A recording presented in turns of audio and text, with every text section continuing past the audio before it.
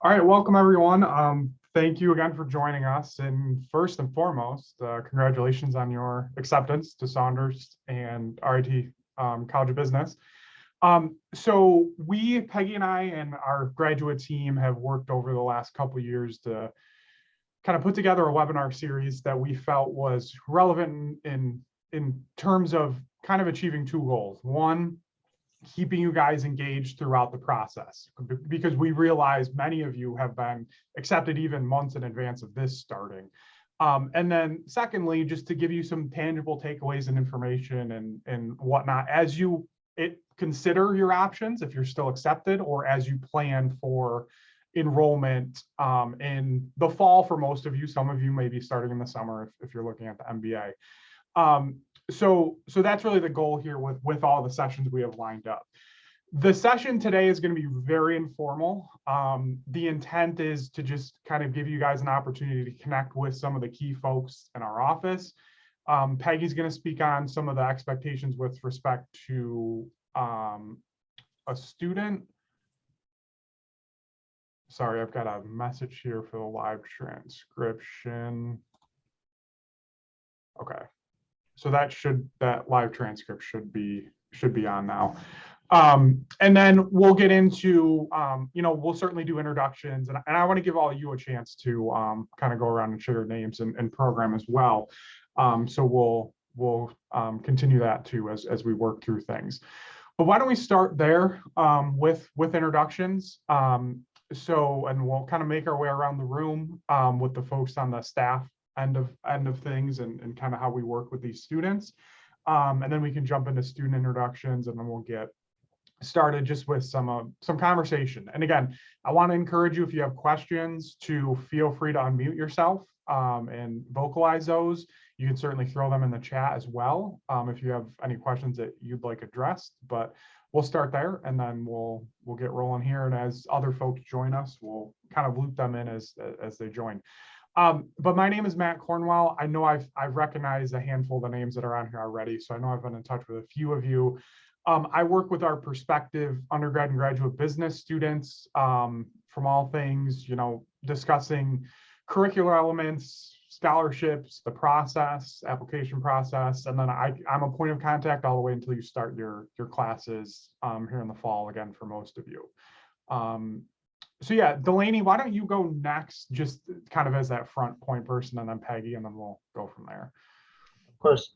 So my name is Delaney Ball. I work in our graduate enrollment office. So I work with prospective graduate students in the College of Business and a couple other colleges as well. So I help students as they're considering applying. I help them through the application process, and I kind of pass accepted students off to some of the other folks here on the call once you're ready to begin enrollment. But I definitely recognize a few of the names as well. So I've worked with some of you through the process, and I'm happy to see you on. And yeah, kind of my role is a little more in the front of things in the application process before you reach the college and academic stuff. Thanks, Delaney. I would also just reference for international students, any I-20 questions and whatnot. Delaney is definitely a key person there as well, so keep that in mind. But yeah, Peggy, if you want to jump in next. Sure, thank you. Welcome, and I'm excited to see everyone join us today. My name is Peggy Terrell. I'm the Senior Associate Director for the Graduate Business Programs. And from your perspective, one of the first contacts is I do chair the admissions committee. So when your application is complete in graduate enrollment, it comes over to myself, pull the admissions committee together, and we're able to make decisions such as accepting and admitting all of you into our graduate programs. So welcome, and hopefully as we have conversation a little later, I'll be able to give you more information. So turn it over to Ann. Hi, everyone. Welcome. I'm Zach Meyer. I'm one of the graduate advisors. Currently, I advise for the last half of the alphabet for the MBA program, the comp finance students, finance, accounting and analytics students, and hospitality. And I'm not sure what else. I think that's it. There's a lot. So I look forward to working with you. Thank you, Ann. Melody, you could jump in next. Hi, welcome everyone. Is my audio okay, by the way? Because I was having audio Yeah. problems. You're Thank good, you. yeah. Yeah, so I'm actually relatively new to Saunders, and I'm really excited to work with everybody. I've advised at RIT for several years, and I just moved over to Saunders recently. I advised the first half of the alphabet for MBAs, global supply chain management, the time program, and also business analytics. So welcome, everybody. Thank you, Melody. And then Hillary? Hi, everyone. Congratulations on your acceptance. My name is Hillary. I also work in the Office of Student Services, and I work with the international students who are coming into our program, make sure that you're supported, and then work on different partnerships globally within the college. Thanks, Hillary. Appreciate it. So I think I'll start with the setup for the webinar series and what's to come going forward, because we have some really cool stuff this year that's a little different than what we've done in the past. And then I'll turn it over to Peggy just to speak on student expectations, kind of what to expect going forward. And then Ann and Melody, if you can jump in there, just regarding timeline for once deposits are paid, what that looks like, kind of going forward, kind of that process. But to start with the webinar series, so the sessions that we have upcoming, so basically all the sessions are going to be weekly until we have a break between the week of April 11th, and then we have a final session on the 20th for a student panel. But and I believe most, if not all of you have registered, I think, for all of those sessions. But next week, we have a group from our fellowship program coming in to talk about the program. And it's going to be a very, very good session. So we have not only the entire fellows cohort, which is 10 to 12 students, Peggy, correct me if I'm wrong, but it's around that figure. Yep. And those students are from across multiple programs. So it's not just an MBA, it's kind of a sampling of students from across a variety of our programs. And then we also have some of the mentors that our fellows work with. So one of the big parts of the fellowship program is a mentor-mentee relationship. So you get a chance to work with an industry mentor, and you get paired up with that particular individual to kind of build a rapport relationship and kind of continue to build that professional elements, within your background. We actually rotate the mentors as well. They try and rotate those if they can. So you get 2 across a 2-semester endeavor. I'm not going to go into great detail because I want to save a bunch of it for the session next week, but for the fellows program, there is a process in terms of applying for that. And if you're interested, we can certainly send you information, but that'll be covered next week. So we're really excited about that particular session. And then March 30th, so 2 weeks from today, we have someone coming in from graduate housing to talk about on-campus housing for graduate students, and then also a current student who is a graduate assistant for our off-campus and commuter population, and that includes graduate students, who's going to speak on off-campus housing options, kind of how she assists with that process and her experience in terms of going through that. She's actually not a Saunders student, but she has, some background with that population. So she'll have some insights and information there on off-campus housing. On April 6th, we have Julian Hennerfroth from our Co-op and Career Services office will come in and talk about career resources. And then we also have a couple current alumni that are going to come in and speak on what they're doing now. So give you a sense of their kind of process in terms of the program, and then ultimately after that, kind of the career aspects and elements that they found. One of the alumni that I have lined up, her name's Claire Candelori. She works for Navy Federal Credit Union. She does some financial analyst type work for them. And she actually was an undergrad engineering student, so her path kind of shifted a little bit. And then I have a couple others that we're kind of in the process of securing there, a couple international students as well.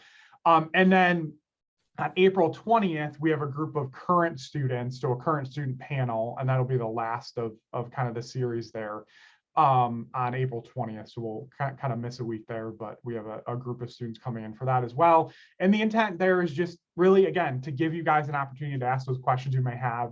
We'll certainly have some canned questions for the panelists as well, but give you a chance to interact with those current students too. So that's kind of what to expect in terms of the timeline. Again, if I think most of you have already registered for all those sessions, the same Zoom link applies, and everything will be done virtually there. If you can't make a session, we love having students obviously live in person if you can be, but we're recording all of them as well. So if you do miss elements of the series itself, you can certainly view those after the fact. And all the sessions will start at 9 a.m. Eastern time here in New York. So that's kind of what to expect with the series itself and the webinar series. But at this point, I'll turn it over to Peggy just to kind of speak on some of the student expectations. And then again, if you have questions, feel free to, fire away with any of those, but we'll start with Peggy with that. Thanks, Matt. I think one of the things that goes through students' minds after they've been accepted is, what's so special about RIT and Saunders College? So for me personally, I've been at RIT for a number of years. I probably won't go there how many because it'll date me, but I think what really keeps me here and employed at RIT is you as students and the diversity of our student population and interacting with our faculty. So to build off that a little bit, we do not have our part-time students and our full-time students separated in curriculum and academic paths. So when you do go into your classes, you're going to have students who have anywhere from no work experience to perhaps 18 years work experience in the classroom with you. We've got students from, generally speaking, maybe as many as 8 to 13, 15 different countries. We typically bring in a number of Fulbright scholars from third world countries and other parts of the world in the classroom. So you could be conceivably sitting in a team where you've got one student from the US and a student from India, a student from China, maybe a student from Nigeria, all working together as a team. And I personally find that really exciting in a business curriculum, because it allows you to probably learn about 50% from the professor in the formal class environment, but about 50% of the learning will come from each other. So I think that's one of the highlights of our programs here at RIT. I think the other is our classroom environment tends to be pretty interactive. I typically will tell students that with our classes being relatively small, our faculty will get to know you, and in some cases, maybe better than you want them to know you if you're ill-prepared for class. But, it is an opportunity to start building those professional networks, starting right in the classroom. So I think you should expect to participate, to be engaged, and to be able to learn with an open mind to a classroom environment of students from around the world, part-time students, full-time students, and faculty who have extensive experience both in consulting, teaching, and working in the corporate sector. On the flip side of that, I think our faculty will expect you to be engaged, to come to class prepared. For some of you, you may be coming from academic environments where you're more traditionally lectured to. That will not be the case. You will have experiences with team projects, with case study analysis. So it is pretty participatory, and you will be expected to participate and to take ownership for being prepared for class. So I think we've got really an exciting environment here in Saunders College. While we're a small college, we are part of a larger university. So you have the advantage really of being a part of getting to know a small cohort group of fellow students, but all the advantages of being engaged in the resources of a large university. So I think it becomes kind of a win-win. I think the other thing I wanted to touch base on is, for some of you, you may still be in the decision-making process of accepting our offer, or perhaps looking at us versus another school or two you may have been admitted to. I would ask that stay in touch with us. If there's more information that we can help you with in making your decision, please be, in touch with us. I think sometimes people are afraid to reach out to us thinking we're going to try and absolutely convince you that you must come here. And while we would love to have you join us here as a RIT Tiger, we want to make sure that you're making the right decision for you. And that's going to be different perhaps for each and every one of you. So tap into, Matt, Delaney, and I, if you've got questions, you need more information in making that decision, please do reach out. I think with that, I've probably talked enough. I'll hand it over to the advisors if they want to touch base on once students have paid their deposit, what does it look like from a registration perspective? Okay, so yeah, the main thing is for the students to pay their deposit. Once they pay that, I don't know, Delaney, you can maybe chime in. I don't know exactly how long it would take for them to be matriculated, probably a few days. We get a weekly report of all these students that have paid their deposit and have been matriculated. One of our staff members is very good about telling us, she'll send us a weekly email of, here's a list of students who have been matriculated, the advisor has been assigned to them. And so that's usually an indication where I will start, and Melody, as well, would start reaching out to students. I like to ask the students, I will reach out usually via email, just to make sure that they're either going to be full-time or part-time. For students that are 4+1ers, we will look to see if there's any course waivers. And then, we can kind of start mapping out a plan. And so when is it? April 4th is when fall enrollment begins. So, anytime after April 4th, when your deposit has been paid, you're matriculated, we can start working to get you enrolled. And we can set up a phone meeting, a Zoom meeting. If you're local, we could meet in person. It's really up to you. But I don't want to, rush you at all. I know some of you may be thinking, is this what I want to do? I'm not sure yet. Some of the classes do have a tendency to fill up quickly. So I encourage all students to enroll as soon as they can, just to make sure they get the spot in the class in the format that they want or the time.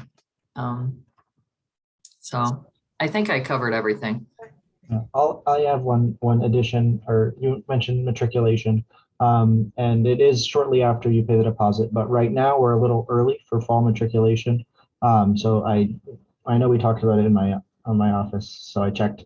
So fall matriculation will start March 23rd with a big push starting on March 28th. So if you have paid your deposit, you won't be matriculated yet, but just give it a couple weeks and you will be. So that's one note. If you paid your deposit right now, it is still a little early to be matriculated for fall. But if you're summer, you will have been matriculated. But if, Delaney, say a student pays their deposit April 4th, it probably would take 2 to 3 days for the payment to go through and the matriculation. Okay. Yeah. So just keep that in mind. Yeah.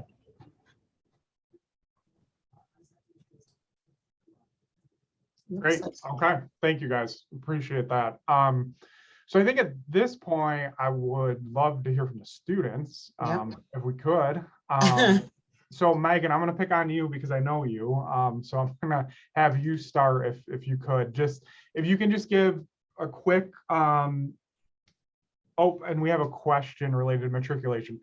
So, and again, and you can certainly jump in here, but matriculation really is just the trigger that allows you to be enrolled in classes. So deposit is paid, matriculations means you're matriculated, in the system. So you're matriculated towards the graduate program you're pursuing, and that triggers your ability to be able to enroll. So it does, I would give it a week. Like I would say, once you pay that deposit, give it roughly a week, and then you'll hear from Ann or Melody regarding enrollment. But matriculation is just really that trigger to get you started enrollment wise. Yeah. So Megan, if you could just highlight what program you're starting, or intending to start, and then just quick information on your background. I know you've attended RIT, but what you studied as an undergrad, and then kind of why you chose RIT and why. I know you're an undergrad RIT student, but why you're ultimately sticking around for the MBA. Hi, I'm Megan. I'm a fourth year at RIT. I'm currently studying visual media, which is a combination of photography, marketing, and design. But I chose to be part of the 4+1 program through RIT, which means I was taking several classes throughout my undergrad years that wave towards MBA classes. But I chose to do that because I thought it was just a great opportunity. And I love RIT, absolutely love it. The community of people is amazing. All the professors are there to help you succeed and grow in your career and your throughout your academics, which is one of the reasons I wanted to stay at RIT. So I decided to do the 4+1 program just because I know once I go out, graduate from undergrad, I wouldn't want to go back to school. So why not do it now? And since it was already offered to me, but if you haven't gone to RIT, come, it's a lot of fun. It's great. Thank you, Megan. Appreciate it. And I'm going to apologize in advance if I mess up names because I inevitably will. So I'm going to go to our next RIT student, Dervish Patel. If you could just highlight program, what program you're starting, interest, and kind of why you chose that.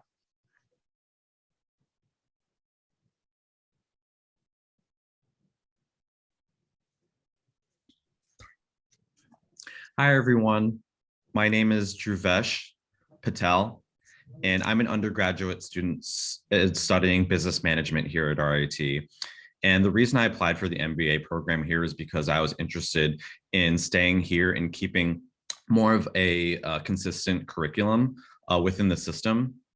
And because I'm familiar with a lot of the professors in my undergrad program who are also professors in the MBA program, I thought it would be nice to keep that rapport that I already have established with them. And then also getting to know a lot more of the international students here on campus. I picked RIT just because accessibility is fantastic here. I'm a deaf person, and so having interpreters available for my courses is really important to me. Great. Thank you, Dervish. Appreciate it. And we're excited to have you sticking around. Thank you. All right. So yeah, thank you. So let's go. And if you all are having any issues with audio, just feel free to put information in the chat too, because I thought I saw a couple that might have had some issues logging in with audio. But if we could go to Saram next, or Saram, if I got that right. Shriram. Shriram, yep. Oh, we scared him away. Put him on the spot. All right. So next, if we could go to Nia.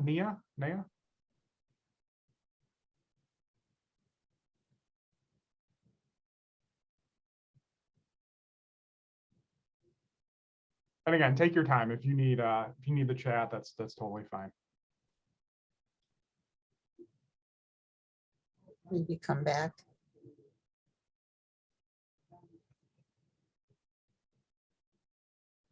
Maybe try Prathusha.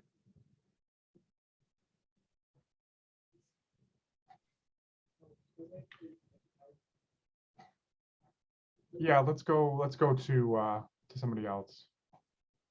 Prathnusha, if you could jump in here, just your name, program and then where you're from, and what kind of drew you to either apply to RIT, or if you're committed to attending, what kind of drew you in there? Hi, I'm Pratisha. I opted for Masters in Data Analytics. I'm from India. And I'm mostly inclined towards RIT as of now. But I'm still in a bit of dilemma. So Okay, I had some trouble hearing you there. If you could just throw that in the chat for me, that'd be great. Sorry, your audio was cutting in and out there a little bit. And then let's go to Jagavi. or Hagave if it's silent.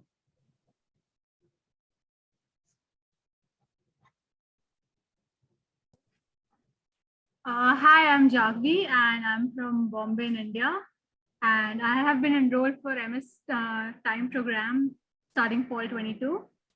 And I think my major point for enrolling in RIT was because it aligned a lot with my goals that I'm looking forward to, pursuing for my career. Great. Awesome. Thank you very much. Appreciate it.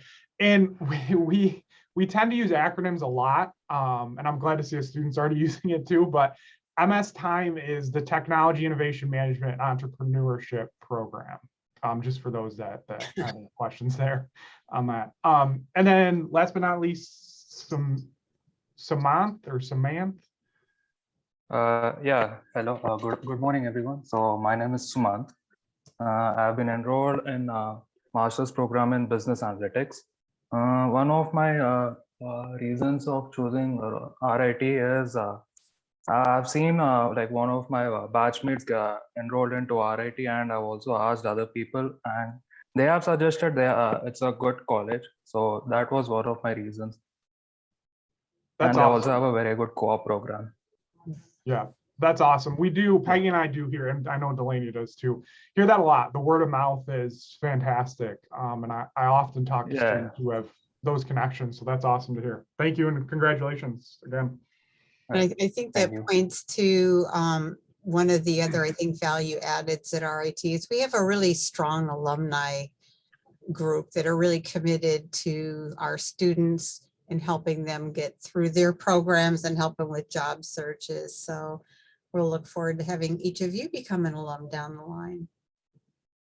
Yeah, absolutely. And again, that's something that's a key point. And you're going to hear from some of our alumni during these sessions too. So they certainly, stay very, very engaged in what we do. We have well over 25,000 alumni now just in Saunders. So yeah, so we're excited there. I think the other thing, and Peggy mentioned this in terms of our size, which I should have mentioned at the outset, but so Saunders we are about 1,100, that might be even a little high. And of those 1,100, about 300 to 330 of those are graduate students. For context, at RIT, we have, a domestic campus, and this I think includes global campuses too, but just over 19,000 students total. So we are the 10th largest private school in the country. But those benefits come into play. You walk outside our doors, you have the benefits of a large university, but inside the doors, you have that small college feel. So you get kind of the best of both worlds, especially at the graduate level. You're going to see a lot of that and a lot of opportunity to connect with faculty. And that's so important. It's vital. And a lot of our faculty have those strong connections with alumni and with folks in the field that, can assist with the career component, and the co-op program being another big thing that we offer. It's not required by any means at the graduate level, but certainly a fair number of international students will take advantage of it and kind of seek that out. And Julian will get into more of that when he comes in a couple of weeks. So at this point, I don't have anything else in terms of, formal things I want to touch on. So if folks have questions, like burning questions or questions that you want addressed at this point, just kind of in an informal setting, I certainly would welcome those at this point. So any questions from the students?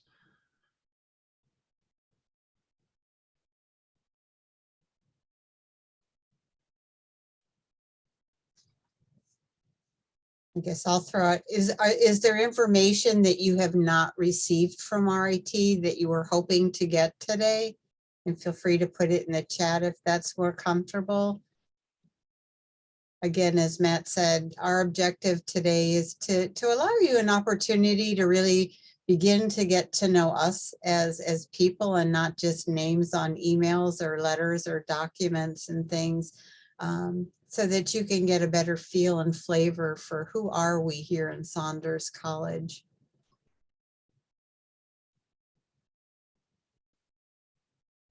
And somehow I feel like there should be some questions somewhere. Yeah. Hello, everyone.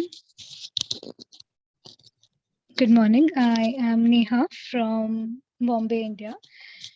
So I actually wanted to know that about the career fairs which are held.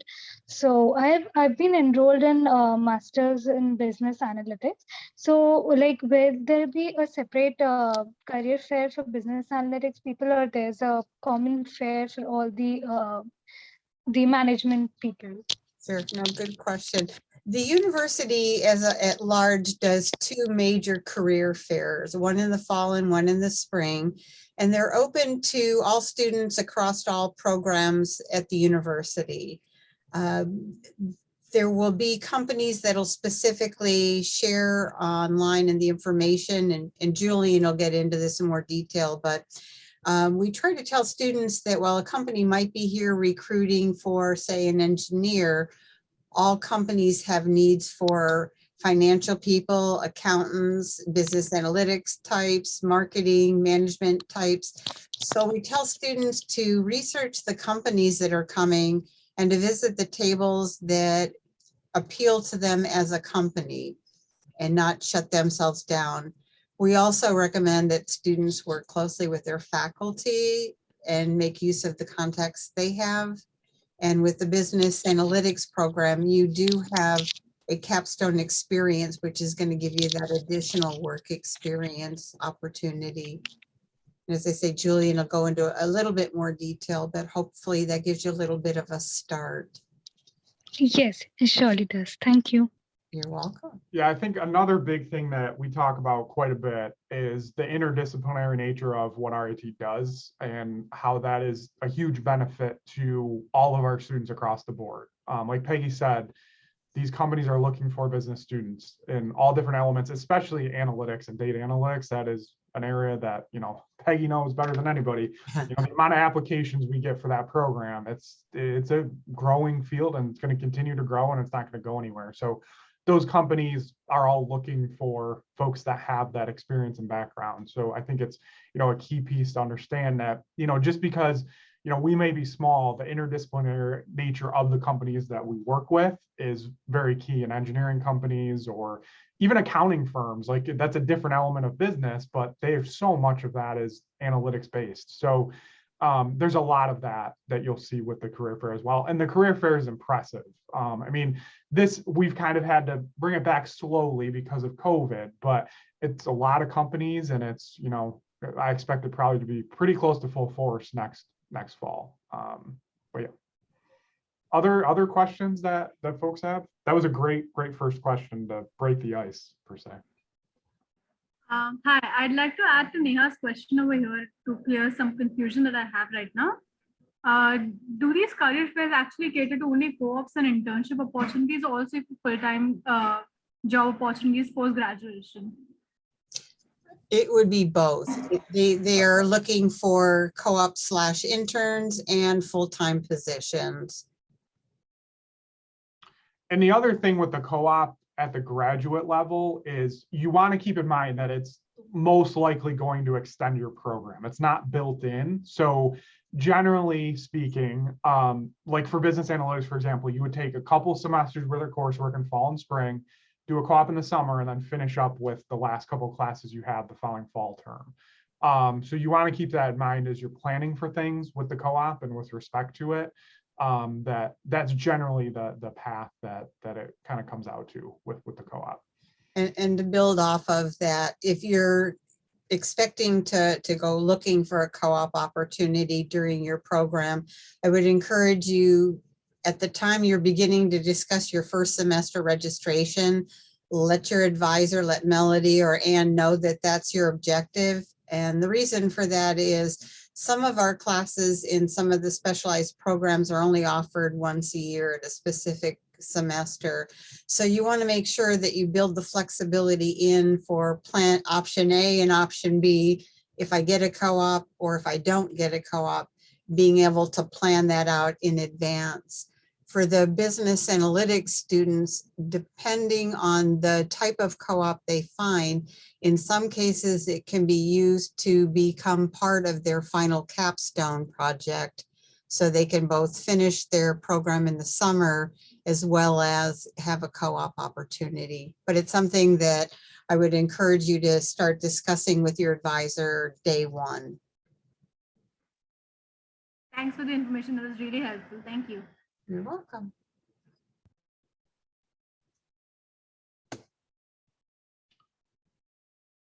Other questions? Great conversation so far, for sure.